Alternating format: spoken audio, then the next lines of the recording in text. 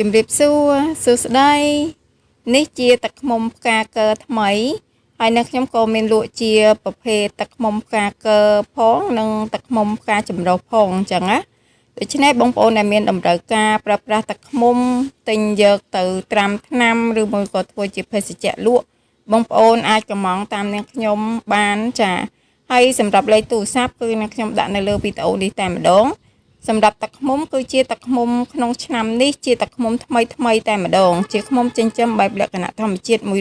100% ជាទឹកឃ្មុំក្នុងស្រុកអូររងឪផលិតក្នុងស្រុកអូររងឪតែម្ដងចិញ្ចឹមក្នុងស្រុកអូររងឪចាដូច្នេះបងប្អូនដែលត្រូវការប្រើប្រាស់បងប្អូនអាចតាក់ទងតាមលេខទូរស័ព្ទនៅខាងលើវីដេអូនេះហើយទឹកឃ្មុំនេះជាទឹកឃ្មុំឆៅនិងជាទឹកឃ្មុំសុទ្ធ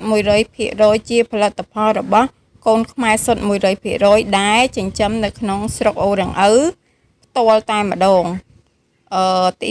ចង់ប្រាប់ថាទីតាំងគឺស្ថិតនៅក្នុងស្រុកអូររងឪខេត្តត្បូងឃ្មុំផ្ទាល់តែម្ដងជាផលិតផលរបស់ខ្មែរពិត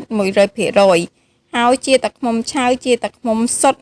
100% តែម្ដងណាបងប្អូនណាហើយដូច្នេះបងប្អូនដែលចង់ទិញយកទៅត្រាំផ្លែឈើឬមួយក៏ត្រាំជាថ្នាំអីគឺល្អមែនទែនសម្រាប់សុខភាពចាសូមអរគុណបាយបាយ